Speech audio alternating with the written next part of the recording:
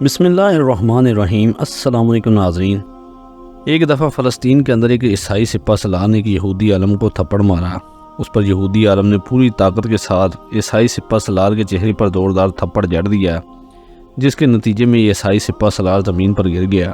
اس واقعے کا پس منظر کچھ یوں ہے کہ فلسطین میں جب مسلمانوں، عیسائیوں اور یہودیوں کا اتحاد ہوا کہ ہر کسی کو اپنے مذہب کے مطابق زندگی گزارنے کا اختیار ہے، لیکن مسلمان، یہودی یا عیسائی ان میں سے کوئی بھی کسی دوسرے مذہب کے لوگوں کو کوئی نقصان نہیں پہنچائے گا۔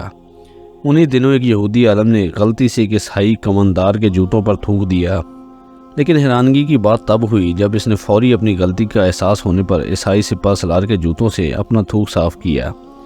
اس یہودی عالم نے اس عیسائی سپہ سالار سے معافی بھی مانگی، لیکن اس عیسائی سپہ سالار نے بجائے یہودی عالم کو معاف کرنے کے اس کے چہرے پر تھپڑ مارا۔ اس پر یہودی عالم نے عیسائی سپہ سالار کے چہرے پر زناٹے دار تھپڑ مارا، جس سے یہ عیسائی سپہ سالار زمین پر گر گیا۔ عیسائی سپہ سالار اس ذلت آمیز صدمے سے حیران رہ گیا۔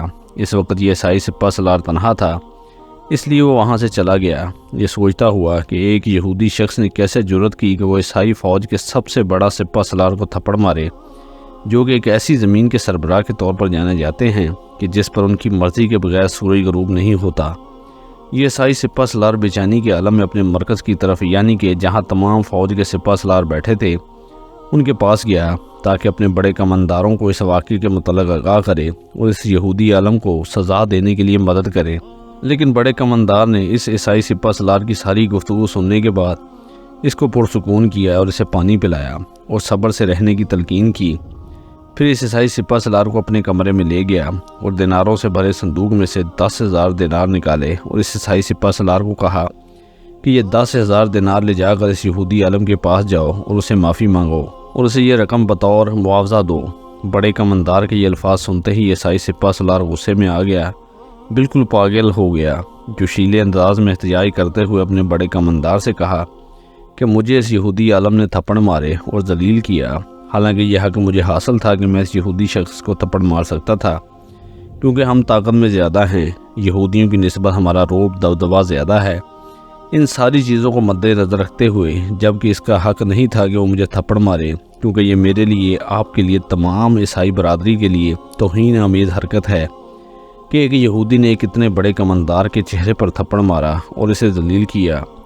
بڑے کماندار نے اس عیسائی سپہ سالار سے کہا کہ جو تم سے کہا جا رہا ہے اسے میرا حکم سمجھو، جس پر تمہیں بغیر کسی بحث کے عمل کرنا ہوگا۔ یہ عیسائی سپہ سالار خاموش ہو گیا اور اپنے بڑے کماندار کے احکامات کی تعمیل کے لیے یہ رقم لے کر اس یہودی شخص کے پاس گیا اور کہا، براہ کرم میں آپ سے معافی چاہتا ہوں جو میں نے آپ کو تھپڑ مارا، لیکن آپ نے بدلے میں مجھے بھی تھپڑ مارا اور آپ نے جواب دیا، اس لیے ہم دونوں برابر ہو گئے، اور یہ 10,000 دینار میری معذرت کے ساتھ میری غلطی کا ازالہ ہے، انہیں آپ تحفہ جان کر رکھ لیں۔ یہودی عالم نے معذرت اور تحفہ قبول کیا اور چند عرصے بعد اس نے سارے واقعے کو بھول گیا کہ اسے اپنی زمین پر ایک عیسائی کماندار نے تھپڑ مارا تھا۔ ان دنوں 10,000 دینار کی بہت بڑی دولت سمجھی جاتی تھی، جو کسی بڑے رئیس یا زمیندار کے پاس ہی ہوتی تھی۔ اس یہودی شخص نے اسی رقم سے گھر خریدا اور بقیہ رقم کو محفوظ کیا، جس سے بعد میں اس نے تجارت شروع کی۔ اس نے جب تجارت کی تو ساتھ میں محنت کرتا گیا۔ اس نے بہت تھوڑے عرصے میں بہت زیادہ ترقی کی، حتیٰ کہ اس کا اپنا گھوڑوں کا استبل بن گیا اور ایک بہت بڑی حویلی اس نے بنائی اور پورے فلسطین میں ایک کاروباری شخصیت بن گیا۔ کیونکہ یہ تھپڑ کو تو پہلے بھول ہی چکا تھا، لیکن عیسائی کماندار اس یہودی شخص کے تھپڑ کو نہیں بھولا تھا۔ کچھ عرصے بعد جب سب سے بڑے عیسائی سپہ سالار نے اس عیسائی کماندار کو بلایا جسے یہودی شخص نے تھپڑ مارا تھا، اس عیسائی کماندار نے اپنے سے چھوٹے عہدے عیسائی کماندار سے کہا کہ تمہیں وہ یہودی شخص یاد ہے جس نے تمہیں تھپڑ مارا تھا؟